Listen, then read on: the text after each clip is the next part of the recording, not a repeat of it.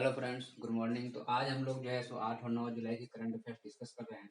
इसमें हमारा पहला है एक मिस्री चेरीज करके है, ठीक है। ये जो है सो आपका छोटा छोटा जो है सो फल होता है। और जो है सो ये जो है सो ऐसे वाले जो पौधे रहते हैं ना, लत्ते वाले, उनमें आता है, ठीक है। तो ये जो है सो मिस्री चेरी तो एक्चुअल में मैंने इसलिए चूज किया है आज के डिस्कशन के लिए क्योंकि इसका नाम यूनिक है, क्योंकि भारत में मिस्री का नाम जो है सो बहुत फेमस है। तो मिस्री चेरी जो है आपका, मिस्री चेरी जो है, यह जो है सो जम्मू एंड कश्मीर में लगभग 95% उगाया जाता है। और ये मिस्री चेरी जम्मू एंड कश्मीर का ही एक वेराइटी है। वैसे वहाँ पे 4-5 वेराइटियां हैं, जिसमें जो मिस्री चेरी जो है सो वहीं का एक वेराइटी है। और अभी न्यूज में इसलिए है क्योंकि यहाँ से दुबई हम लोगों ने एक्सपोर्ट किया है, ठीक है। हमने क्या किया, यहाँ से दुबई एक्सपोर्ट किया है। तो एक्सपोर्ट किए हैं तो देखो, एक्सपोर्ट में क्या होता है, आपको बता दें कि एक्सपोर्ट जब हम कोई चीज करते हैं तो आपका एक्सपोर्ट में हमें डॉलर में पैसा आता है और $1 बराबर 70 रुपया होता है, ठीक है। ऑलमोस्ट में ये वेरी करते रहता है। तो हमने अपना जो है सो एग्रीकल्चर प्रोडक्ट को यहाँ से हमने कहाँ भेजा है, दुबई भेजा है। तो वहां से हमें कहा है कौन से रुपया हम करेंसी में आएगा, डॉलर में।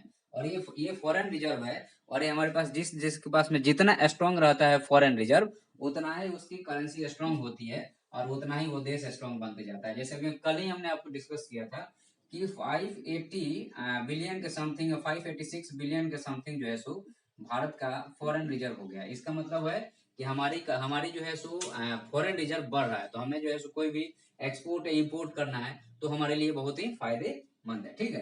तो अब यहाँ पे जो है सो JNK में, जम्मू एंड कश्मीर में 95% जो है सो आपका चेरी का प्रोडक्शन होता है, ठीक है। पूरे इंडियन चेरी जो है उसमें 95% JNK का है। और इसमें जो है सो विटामिन रिच रहता है, मिनरल रिच रहता है, और ये जो है सो हेल्थ के लिए अच्छा रहता है। विटामिन सी वगैरह बहुत अच्छा रहता है इसमें। तो ये हेल्थ के लिए ये रिच रहता है और बहुत सारे लोग खाना पसंद करते हैं क्योंकि ये एक तरह से कहा जाए तो क्रिस्पी टाइप का होता है, ठीक है। तो अब जो है सो इसमें एक चीज और है कि अब इसके साथ में अगर हम इसको नक्शे पे दिखाएं, अब ये हमारा स्टेट कौन सा है, तो हमारा स्टेट जम्मू एंड कश्मीर है। तो इसको अगर हम मैप पे दिखाएं तो ये जो है सो आपका गुजरात हो गया। गुजरात के बाद में ये राजस्थान हो गया। और यहाँ पे आ गए हम, ये हो गया हमारा आ, ठीक है। तो हमारा जो है सो ये जो है सो हमारा, ये जो है सो हमारा जम्मू एंड कश्मीर है, ठीक है। जम्मू एंड कश्मीर है और इसी का जो कैपिटल है वो श्रीनगर है, ठीक है। इसका कैपिटल कौन सा है, तो श्रीनगर है। तो ये जो आपका जम्मू एंड कश्मीर से, यहाँ से जो है सो आपका हमने पहली बार एक्सपोर्ट कहाँ किया है, दुबई किया है, ठीक है। तो याद रखना है मिस्री चेरीज कहाँ का है, जम्मू एंड कश्मीर का। पहला फैक्ट ये है। दूसरा फैक्ट ये है कि सबसे ज्यादा कहाँ पे मिस्री चेरीज या कोई भी चेरीज इंडिया में सबसे ज्यादा किस स्टेट में उगता है, तो जम्मू एंड कश्मीर में उगता है। आजकल ये स्टेट नहीं है, यूनियन टेरेटरी है। लद्दाख और जम्मू एंड कश्मीर दो अलग अलग हो गए हैं। विटामिन और मिनरल रिच होता है, तो इसमें इससे ज्यादा कुछ जानने की जरूरत नहीं है। बस इसका नाम यूनिक था इसलिए हमने इसको शामिल किया आज में। दूसरा जो हमारा टॉपिक है आज का, ब्लैक पैंथर है, ठीक है। तो ब्लैक पैंथर से घबराना नहीं है। यह जो है सो आपका इंडिया में जैसे आपका टाइगर मिलता है, ठीक है। टाइगर हो गया और लायन हो गया, ठीक है। उसके बाद में थर्ड कैटेगरी में जो है सो आपका लेपर्ड मिलता है, ठीक है। तो लेपर्ड मिलता है और इसमें जो है सो एक मिलता है क्लाउड लेपर्ड, ठीक है। तो जो आपका लेपर्ड है, अब हम यहाँ आपको बता दे रहे हैं। तो जो आपका लेपर्ड है, तो लेपर्ड में एक होता है आपका फील्ड में जो मिलता है इंडिया में, और दूसरा है क्लाउड लेपर्ड। ये थोड़ा सा आपका व्हाइटिश होता है। और ये है आपका JNK से लेकर के और अरुणाचल प्रदेश तक, जो आपका आप ऐसे जैसे ये हमारा हो गया ना, ये तो ये सिक्किम हो गया, ये अरुणाचल प्रदेश हो गया। तो अरुणाचल प्रदेश सिक्किम हो गया, और इधर जो है सो ये आपका नेपाल वाला भाग हो गया, ठीक है। और ये जो है इधर ये उत्तराखंड हो गया, ठीक है। और ये JNK। तो यहाँ से लेके यहाँ तक हमें क्लाउडेड लेपर्ड मिलेगा, इस चीज को ध्यान रखना, ठीक है। इधर नहीं मिलेगा क्योंकि क्लाउडेड का मतलब है जहाँ पे जो है सो बर्फीला जगह है वहीं मिलेगा, और कहीं नहीं मिलेगा, ठीक है। तो हमारा जो है सो लेपर्ड की ही वैरायटी है, तो इसमें क्या होता है कि मेलानिज्म हो जाता है, मतलब कि जो है सो जीन्स में चेंज हो जाते हैं, जिसके कारण कलर चेंज हो जाता है, वो ब्लैक दिखने लगता है। क्या वो है? वो लेपर्ड ही है, वो लेपर्ड, लेकिन उसमें मेलानिज्म के कारण उसका कलर क्या हो गया? ब्लैक हो गया, तो उसी को ब्लैक पैंथर बोलते हैं, लेकिन है वो लेपर्ड। ठीक है, तो ये हमारा अभी ये कहाँ कहाँ मिलता है? अगर आप देखें इंडिया के मैप पे, तो इंडिया के मैप पे आप देखेंगे तो आपको मिलेगा, इधर गुजरात साइड में थोड़ा मिल सकता है, महाराष्ट्र में मिल जाएगा, एमपी में भी मिल सकता है, उसके बाद में छत्तीसगढ़ में मिलेगा, तेलंगाना में मिलेगा, ये महाराष्ट्र हो गया, ये कर्नाटक हो गया, ठीक है, ये आंध्र, ये आपका जो है सॉरी, ये तेलंगाना हो गया, ये आंध्र प्रदेश हो गया। तो इस वाले रीजन में जो है सो ये मिलता है। ठीक है, मेलानिज्म के कारण ब्लैक हो गया है, वो लेपर्ड ही मेलानिज्म के कारण ब्लैक हो गया, जिसके कारण जो है सो आपको आपको वो ब्लैक दिख रहा है, बट एक्चुअल में this is not a black. Okay, ये जो है सो ओवरऑल वर्ल्ड में अगर देखा जाए तो एशिया और साउथ ईस्ट एशिया में मिलता है। ठीक है, तो एशिया जो है सो आपका नीचे वाला भाग हो गया, और साउथ ईस्ट एशिया म्यांमार हो गया, वियतनाम हो गया, लाओस हो गया, थाईलैंड हो गया, इंडोनेशिया हो गया, ये वाले साउथ ईस्ट एशिया हो गया। ठीक है, और चूंकि इसकी संख्या अभी बहुत ज्यादा रिड्यूस नहीं हुई है, इसलिए उसको वल्नरेबल कैटेगरी में रखा गया है। ठीक है, आईयूसीएन के रेड लिस्ट में। और ये जो साइट्स जो है, जो एक अपना जो है सो किसी भी एनिमल को ट्रेड करना रहता है, तो उसकी ये लिस्ट जारी कर दो, उसमें अपेंडिक्स 1 में रखा गया है, मतलब ध्यान से ट्रेड करना है, आप ऐसे नहीं ट्रेड कर सकते बिना परमिशन के। वाइल्ड लाइफ प्रोटेक्शन एक्ट 1972 में जो है सो इसको शेड्यूल 1 में रखा गया है, मतलब कि इसमें जो है सो हाई जो है सो पेनाल्टी है, अगर आपने इसकी शिकार करते हुए या इसकी ट्रेड करते हुए पकड़े गए तो आपको हाई पेनाल्टी देना पड़ेगा। ठीक है, तो बस इसमें इतना ही है। और ब्लैक पांथर है तो इसे कंफ्यूज नहीं होना है, ब्लैक पांथर का मतलब यही है कि यह एक जो है सो लेपर्ड है, कलर्ड मेलानिज्म ब्लैक हो गया है। और नगझीरा टाइगर रिजर्व, तो नगझीरा टाइगर रिजर्व देखो, ये जो है सो आपका गुजरात है, ये मध्य प्रदेश है, ये छत्तीसगढ़ है, इसी का भाई है, और ये आंध्र प्रदेश है, इसका भाई तेलंगाना है, नीचे कर्नाटक है, इधर गोवा है। तो आपको नगझीरा टाइगर रिजर्व यहाँ मिलेगा। ठीक है, एमपी के ये जो है सो ये वाला सिवनी बालाघाट हो गया, इधर जो है सो आपका ये छत्तीसगढ़ का इलाका हो गया। तो ये जो है सो ये जो है सो बांधवगढ़, ये सब, ये जितना नेशनल पार्क है एक तरह से कॉरिडोर के काम करता है। ठीक है, तो आपको नगझीरा में मिला है। ठीक है, सिवनी में पेंच, और सिवनी और महाराष्ट्र में भी पेंच है, जो पेंच नदी फ्लो करती है वहां से। तो ये जो है सो आपको कहाँ मिला है? तो नगीरा टाइगर रिजर्व कहाँ पे है? महाराष्ट्र में, वहां मिला है। ठीक है, तो इस चीज का बस आपको ध्यान रखना, इससे ज्यादा की इसमें जरूरत नहीं है। नेक्स्ट हमने आपके लिए करंट अफेयर जो लिया है वो लेमडा वेरिएंट के लिए लिया। ठीक है, lambda lambda variant of the corona virus. तो जो एक्चुअल में क्या है कि WHO जहां जहां नए नए वेरिएंट मिल रहा है, वेरिएंट का मतलब ये हुआ कि जो उसका आरएनए है उसमें जो है सो चेंज आ जाता है। ठीक है, तो एक को हम आरएनए बोलते हैं, और ये दोनों मिला जाता है तो उसको हम लोग डीएनए बोलते हैं, डबल हेलिक्स है। ठीक है, तो इसमें जो है सो जब भी मान लीजिए कि आपके ये कोई आदमी है, इसके अंदर ये जब वायरस जाएगा, इसके अंदर जब ये वायरस जाता है तो इसके एंटीबॉडी के हिसाब से अपने जीन्स में चेंज कर लेता है। ठीक है, तो उसी को हम लोग क्या बोलते हैं कि अलग अलग नाम से, जैसे भारत में मिला तो डेल्टा वेरिएंट है, तो अलग अलग नाम देश के नाम से बुलाते हैं, तो कन्फ्लिक्ट ऑफ होने लगता है कि हमारे देश के नाम को खराब कर रहे हैं, जैसे चाइना वाले बोले कि हमारे देश को खराब कर रहे हैं, इंडिया वाले बाद बीच में 20 साल बोले कि हमारे देश को खराब कर रहे हैं नाम को। तो WHO ने बोला कि ऐसा किसी देश का नाम स्पेसिफिक नहीं रहेगा, वहां के लिए उसके अलग से अल्फा बीटा गामा डेल्टा और पता नहीं कितना कितना है। ठीक है, तो हमें लेमडा वेरिएंट जो मिला है वो पेरू में मिला है। तो अब हमारा पेरू का लोकेशन आप देखें, देखो ये पेरू है, ये जो है सो साउथ अमेरिका का देश है, तो चिली हो गया, और इसके बाजू में ये बोलिविया हो गया, ये ब्राजील हो गया, ये कोलंबिया हो गया, और ये इक्वाडोर हो गया। ठीक है, ये जो है सबका पेरू है, जिसकी राजधानी लिमा है। तो मैप को थोड़ा सा रिप्रेजेंट करते हैं तो और ज्यादा अच्छा से समझ में आता है कि पेरू है कहाँ पे, और यहाँ मिला है। अब ये कंसर्न क्यों है? इसका पहले नाम C37 था, C.37 था, अब जो है सो WHO ने इसको लैम्डा वेरिएंट नाम दे दिया है। और ये इसलिए है क्योंकि 81% सैंपल में पाया गया, तो हो सकता है कि तीसरा आउटब्रेक का कारण बन सकता है। ठीक है, तो इसलिए इसको कंसर्न में रखा गया है। और ये जो है सो वेरिएंट ऑफ इंटरेस्ट है, क्योंकि इसका जो है सो स्प्रेड बहुत तेज हो रहा है। ठीक है, तो इसलिए वेरिएंट पे अब इसमें तो हम अपने को क्या रखना है, अपने को बस ये याद रखना है कि लैम्डा वेरिएंट कहाँ मिला है, तो पेरू में, या लैम्डा वेरिएंट क्या है, तो कोरोना है। बस इतना ही याद रखना, इससे ज्यादा की जरूरत इसमें नहीं है। ठीक है, नेक्स्ट आपका करंट अफेयर्स का आज का जो टॉपिक है वो है आपका तो व्हाइट फ्लैग कैंपेन। ठीक है, तो ये थोड़ा सा यूनिक नाम है, तो इसलिए हो सकता है कि एग्जाम में पूछ दे कि what is the white flag campaign. ठीक है, ये हंगर से रिलेटेड है, या कोरोना वायरस को भगाने से रिलेटेड है, या फिर जो है सो कोई अटैक हुआ तो उससे रिलेटेड है, या इंडियन नेवी का जो है सो कोई कैंपेन है। तो इसको याद रखना है कि व्हाइट फ्लैग कैंपेन जो है सो हंगर से रिलेटेड है। ठीक है, तो ये किस देश में हुआ है? तो ये मलेशिया में हुआ है। कौन से देश में हुआ है? तो मलेशिया में। इसके पहले वहां पे एक ब्लैक फ्लैग कैंपेन भी चला था, वहां के पीएम को हटाने के लिए। ठीक है, तो मैं किसी को क्रिटिसाइज नहीं, किसी देश को क्रिटिसाइज नहीं कर रहा हूँ, बट मैं ये कह रहा हूँ कि मैक्सिमम जो मुस्लिम कंट्री है वहाँ यूनाइट नहीं होने के कारण स्थिति हमेशा खराब ही रहती है। जैसे आप पाकिस्तान को देख लीजिए, यमन में अभी सिविल वार चल रहा है आपका, जो है सो उसके पहले जो है सो आपका सीरिया में चल रहा था।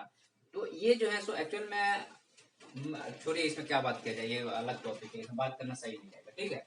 तो व्हाइट फ्लैग कैंपेन जो है कहाँ पे चल रहा है, तो मलेशिया में चल रहा है। तो इसमें क्या करते हैं लोग, क्या करते हैं कि सपोज है कि मान लीजिए कि ये किसी का घर है, ठीक है, ये घर है, तो क्या करते हैं लोग यहाँ पे एक फ्लैग टांग देते हैं, ठीक है, घर के सामने फ्लैग टांग दिए।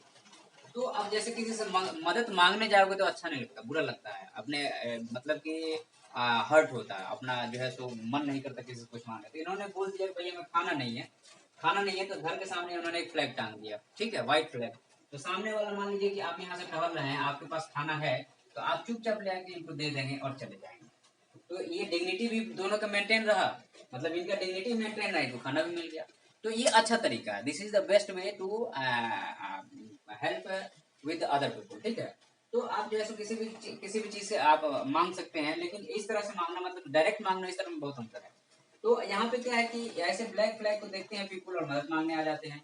और यहाँ के लोग लो इनकम है, और लॉकडाउन हो गया था अभी कोरोना में, ये तो इकोनॉमी काफी बैड कंडीशन में चली गई है। और ब्लैक फ्लैग जो है से यहाँ पे जो है सो यहाँ के पीएम को रिजाइन करने के लिए था। अच्छा, एक चीज और है कि यहाँ पे नारियल की खेती बहुत होती है, तो नारियल का तेल भी बहुत ज्यादा होता है। इसका एक कंसर्न ये भी है कि यहाँ पे नारियल की खेती के लिए जो वन है, फॉरेस्ट है, उसको काट दिया जा रहा है। तो उसके कारण जो है बहुत बड़ा कंसर्न रेज हो रहा है आगे चल के यहाँ पे क्लाइमेट चेंज का। अब इसका लोकेशन देखें तो ये इंडिया हो गया, ठीक है, इधर ये जो है सो आपका, इधर ये बांग्लादेश हो गया, ठीक है, बांग्लादेश के बाद में जो है सो इधर ये म्यांमार हो गया, म्यांमार से लगा है। और ये देखो, ये जो है सो मलेशिया है, और ये वाला भाग मलेशिया है, ठीक है, ये दो पार्ट में है, आइलैंड कंट्री है, ठीक है। और नीचे इंडोनेशिया, इधर इंडोनेशिया, इधर इंडोनेशिया है। तो इंडोनेशिया की राजधानी जकार्ता है, और इसकी राजधानी जैसे कुआलालंपुर है, जो यहाँ पे इस लोकेशन पे है, और यहाँ पे सिंगापुर है, ठीक है। और इधर पापुआ न्यू गिनिया हो गया, ठीक है। और इधर ये आपका जो है इधर फिलीपाइंस हो गया, और साइचन सी, और ये सब जो है। तो अपने को जो याद रखना है कि ब्लैक फ्लैग कैंपेन कहाँ पे, तो मलेशिया में किस लिए था, हंगर के लिए चला था, ठीक है। पब्लिक ने जो है सो अपनी वॉइस रेज कर रहे हैं, और एक डिग्निटी वे में जो है सो खाना भी मांग रहे हैं। नेक्स्ट हमारा है आपका कि अपॉइंटमेंट ऑफ द, बहुत सारे स्टेट में अभी अपॉइंटमेंट हुआ गवर्नर का, तो उससे रिलेटेड न्यूज है कि गवर्नर क्या होता है। देखो, तो गवर्नर जो है आपका जो है सो एक हो गया, ये सेंटर है और ये स्टेट है, ठीक है, ये सेंटर है और ये स्टेट है। तो यहाँ पे क्या होता है, प्रेसिडेंट होता है, प्रेसिडेंट को हम पी से, और प्राइम मिनिस्टर पीएम होता है। और ये स्टेट है, तो यहाँ पे क्या होता है, गवर्नर होता है, और प्लस जो है सो चीफ मिनिस्टर होता है, ठीक है। ये भी काउंसिल ऑफ मिनिस्टर है, ये भी काउंसिल ऑफ मिनिस्टर, मतलब मंत्रियों का समूह है, ठीक है। तो ये जो है ये नॉमिनल है, ये नाम के लिए है। जो प्रेसिडेंट हो गए चाहे गवर्नर हो गए, ये नाम के लिए। और रियल में पावर किसके पास रहता है, गवर्नर, प्रधानमंत्री के पास, चाहे चीफ मिनिस्टर के पास पावर रहता है। और जो है सो गवर्नर या जो है सो प्रेसिडेंट जो है सो नाम के रहते हैं, ये जो है सो हस्ताक्षर करने के लिए रहते हैं। एक्चुअल पावर उनके पास में, ठीक है। ये हेड के रूप में बैठा दिए गए हैं, एक तरह से कहा जाए तो सील है। तो देखो, अभी अपॉइंटमेंट जो होता है, इसको अपॉइंट कौन करता है, तो गवर्नर को जो अपॉइंट करता है वो प्रेसिडेंट करता है। गवर्नर को अपॉइंट कौन करेगा, प्रेसिडेंट करेगा। प्रेसिडेंट अपने मन से कर देगा, नहीं। जो ये पीएम है, ये अपने मन से आदमी को बोलते हैं कि प्रेसिडेंट जी, आप, हम इस आदमी को बोल रहे हैं, आप जो है सो बंगाल का गवर्नर इनको नियुक्त कर दो, तो नियुक्त कर दो प्रेसिडेंट। इसमें प्रेसिडेंट नकार नहीं सकते, एक बार जरूर कहेंगे, एक बार सोच लो फिर से, बट नहीं, हमारा फाइनल डिसीजन है तो अपॉइंट कर देते हैं, ठीक है, प्रेसिडेंट अपॉइंट करते हैं। कंडीशन क्या है अपॉइंट करने के लिए, या इनको ये नाम भेजने के लिए, वो भारत का नागरिक होना चाहिए, पहला चीज। उसकी उम्र 35 साल होना चाहिए, और वो कहीं भी सरकारी नौकरी या कहीं भी ऑफिस मालदार पोस्ट पे नहीं हो, और कहीं भी स्टेट लेजिस्लेटिव असेंबली और मेंबर ऑफ पार्लियामेंट और स्टेट लेजिस्लेटिव काउंसिल का मेंबर नहीं होना चाहिए, ये कंडीशन है। टेन्योर क्या है, 5 साल का है, लेकिन जब मन करेगा तब प्रेसिडेंट इनको किक कर सकता है, हटा सकता है, ठीक है। इससे ज्यादा जानने की इसमें जरूरत नहीं है, ठीक है।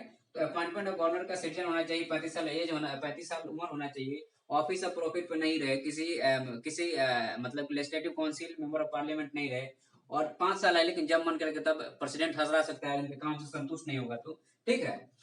तो इसमें इतना ही है, इससे ज्यादा इसमें जानने की जरूरत नहीं है। नेक्स्ट है आपका लेजिस्लेटिव काउंसिल, ठीक है। तो लेजिस्लेटिव काउंसिल क्या होता है, इसको जरा समझ लीजिए। एक तरह से कि ये आपका है सेंटर है, ठीक है। तो सेंटर में ये है पार्लियामेंट, ठीक है। इसको हम बोल देते हैं पार्लियामेंट। तो पार्लियामेंट दो भाग में है, ठीक है। पार्लियामेंट में ये जो है सो आपका एमपी जो है सो मेंबर ऑफ पार्लियामेंट का जो है सो लोअर हाउस है, ठीक है। लोअर हाउस का मतलब लोकसभा, ठीक है। और ये जो है इल्डर हाउस है, मतलब बड़ा हाउस है, इसको हम लोग बोलते हैं राज्यसभा, ठीक है। और ये जो है ये है प्रेसिडेंट, समझ लो। ये एक्चुअल में ये जो है सो पार्लियामेंट में तीन चीज मिलकर बनता है। पार्लियामेंट को अगर कोई बोलता है तो तीन चीज को आपको बोलना पड़ेगा।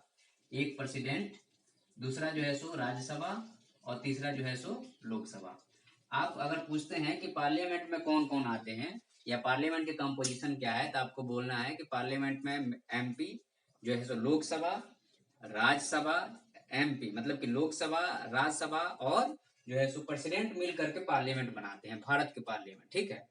यही कंडीशन आपको जो है सो स्टेट में मिल जाएगा। स्टेट में ये जो है सो स्टेट लेजिस्लेटिव असेंबली हो गई, यहाँ पे ये हो गए गवर्नर हो गए, और इनको दो पार्ट में बांट दिया गया, ठीक है। ये हो गया स्टेट लेजिस्लेटिव असेंबली और हो गया स्टेट लेजिस्लेटिव काउंसिल, ठीक है।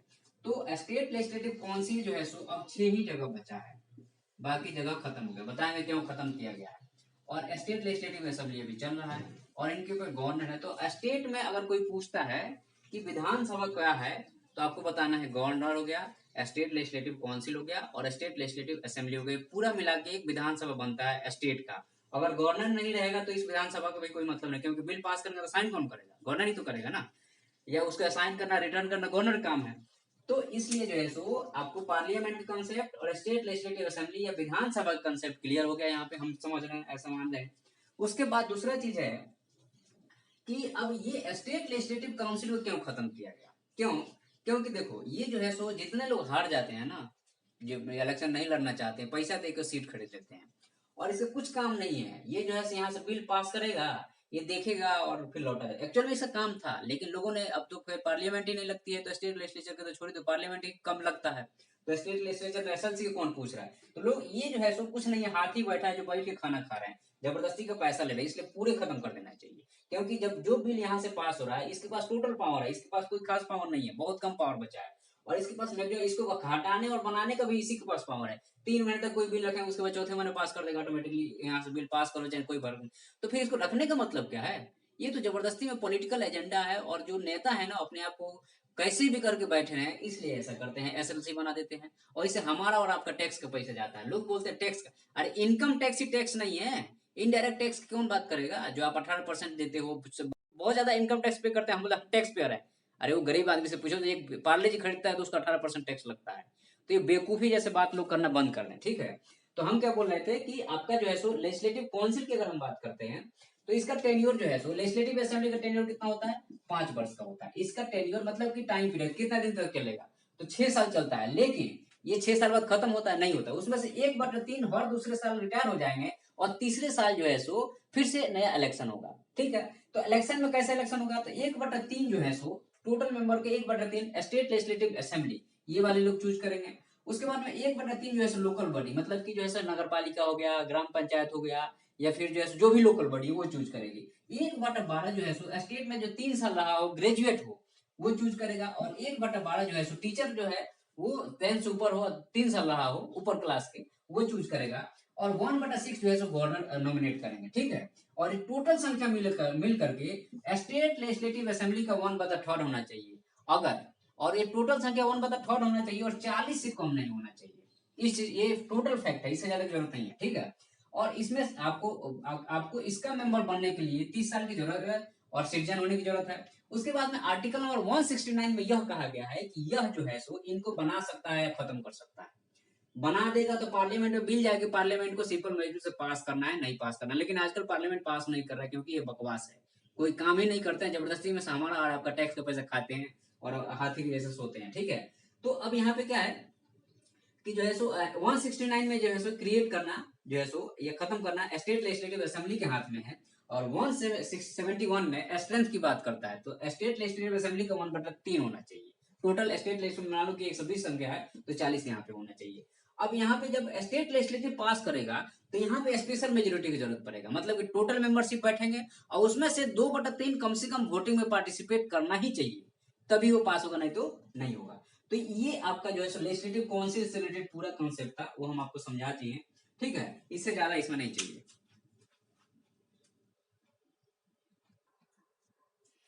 तो हमारा जो है छोटे छोटे करंट अफेयर्स है। अब देखो एक ओपेक प्लस और यूएई जो है अब देखो पेट्रोलियम प्रोडक्ट्स के लिए जो है जितने भी पेट्रोलियम उत्पादक देश हैं वो क्या करे, एक समूह बनाया है जो 1960 में बगदाद पैक्ट के तहत बना था ओपेक। बाद में जो है दूसरे दूसरे जैसे रसिया मैक्सिको जुड़ गए और ओपेक प्लस बना। ठीक है, तो 2020 में पेट्रोलियम का दाम बहुत कम हो गया, कम हो गया था क्योंकि प्रोडक्शन ज्यादा था और लॉकडाउन था चारों तरफ, तो बहुत ज्यादा कम हो गया। तो उसके बाद में क्या हुआ कि इन सब ने मिल करके है जो आपका 2022 तक के लिए एक पैक्ट साइन किया कि हम 2022 तक जो है कट करेंगे, मतलब कि मार्केट में डिमांड, मतलब डिमांड है ही नहीं तो हम कट कर देंगे, प्रोडक्शन को कम कर दिए। जब प्रोडक्शन कम कर दिए तो धीरे धीरे डिमांड रेज हुआ, आज देखो 110 रुपए पेट्रोल चला गया है। अब ये ओपेक प्लस वाले चाहते हैं यूएई के साथ मिल करके कि हम लोग जो है 2022 के बाद भी हम लोग जो है पेट्रोलियम के दाम को, पेट्रोलियम के प्रोडक्शन को कम करके ही रखेंगे। तो इंडिया और बाकी जो डेवलपिंग कंट्री चिल्ला रहे हैं भैया कि इतना पेट्रोल का दाम होगा तो महंगाई बढ़ रही है, इन्फ्लेशन बढ़ रहा है, तो यही बोला कि हम आपके साथ इस डिसीजन में नहीं है कि 2022 के बाद भी हम बढ़ाएंगे। तो ये मेन कंसर्न यही है, पेट्रोलियम का दाम क्यों बढ़ता है आपको बता दिए कि जब एक्चुअल में हमारे यहाँ डिमांड है, डिमांड इंक्रीज करेगा, लेकिन सप्लाई जो है कटा हुआ है 2022 तक के लिए, वो प्रोडक्शन को कम करके ही रखे हैं। तो जब तक वो बढ़ाएंगे नहीं तब तक जैसे ये जो है डिमांड बढ़ते जाएगा तो कॉस्ट बढ़ते जाएगा, तो इन लोगों को ज्यादा फायदा होगा। आज जो डेवलपिंग कंट्री वो चिल्ला रहे हैं, तो मेन यही है। उसके बाद में प्लास्टिक बैन की बात करते हैं। अभी फ्लिपकार्ट ने क्या किया है कि आपका जो है सिंगल यूज प्लास्टिक है, देखिए एक होता है ड्यूअल यूज प्लास्टिक, मतलब कि एक ये थैला एक है और दूसरा थैला ये है। ठीक है, तो सिंगल यूज है कि एक बार हमने जैसे छोटे में सामान सब्जी ले और फेंक दिया, सिंगल यूज प्लास्टिक होता है। दूसरा थोड़ा मोटा थैला है तो डबल यूज है। तो फ्लिपकार्ट ने बोला है कि हम बैन कर देंगे। वैसे भी जो है आपका सीपीसीबी का रिजल्ट के गवर्नमेंट के हिसाब से 1 जनवरी 2022 से आपको सिंगल यूज प्लास्टिक को खत्म कर देना, और इसका जो है मोटाई अब माइक्रोन में जो था उसको मोटाई बढ़ा दी है आप। ठीक है, अच्छा अभी जो है क्या दिक्कत है कि अभी जो है बहुत ज्यादा प्लास्टिक का लगभग 22,000 टन जो है पर डे प्लास्टिक जो प्रोड्यूस हो रहा है, उसके कारण जो है छोटे छोटे टुकड़े गाय खा रही हैं, जमीन प्रदूषित हो रहा है, समुद्र में जा रहा है तो कचरा फैला रहा है। तो इसलिए जो है इसको हमें 2022 तक सिंगल यूज प्लास्टिक को फेज आउट करना है गवर्नमेंट के हिसाब से, और फ्लिपकार्ट ने अभी चालू कर दिया है। एग्रीकल्चर आउटलुक रिपोर्ट 2020 जो है ऑर्गेनाइजेशन इकोनॉमिक कॉर्पोरेशन और जो है फूड एंड एग्रीकल्चर ऑर्गेनाइजेशन जो है ये दोनों मिलकर के इसको प्रोड्यूस करते हैं। 2020 का ये है। इसमें यह कहा गया है कि आदमी जो है फूड कंज्यूम कर रहा है, तो जो प्रोटीनेटेड फूड है जैसे गाय का दूध हो गया, भैंस का दूध हो गया, जो जिससे प्रोटीन आता है वो धीरे धीरे इंक्रीज हो रहा है, उसको और तेजी से इंक्रीज करने की जरूरत है। तो हमें क्या याद रखना है, एग्रीकल्चर आउटलुक रिपोर्ट कौन जारी करता है, तो ओईसीडी और एफएओ मिलकर जारी करते हैं। डिपार्टमेंट ऑफ पब्लिक इंटरप्राइजेज जो है आपका मिनी रत्ना का स्टेटस देते हैं, किसी भी कंपनी को मिनी रत्ना हो गया, महारत्ना हो गया। उसके बाद में ये लोग डिसाइड करते हैं कि इन्वेस्टमेंट कितना करना है, एक्सपेंडिचर कितना करता है ये। तो अब क्या है कि इनका जो है ज्यादा अच्छा काम नहीं था, तो इनको फाइनेंस मिनिस्ट्री के साथ मर्ज कर दिया गया है कि भैया आप इधर ही रहो, आप इधर अलग से डिपार्टमेंट रहने की जरूरत नहीं है। तो इन्होंने बोला फाइनेंस मिनिस्ट्री के डिपार्टमेंट के साथ आपको मर्ज कर दिया गया। एक होता है ह्यूमन जो है पापिलो वायरस। ठीक है, तो ये क्या होता है, ह्यूमन पापिलो वायरस क्या होता है कि जो आपका हम लोग का जो रिप्रोडक्शन सिस्टम है उसमें पाया जाता है।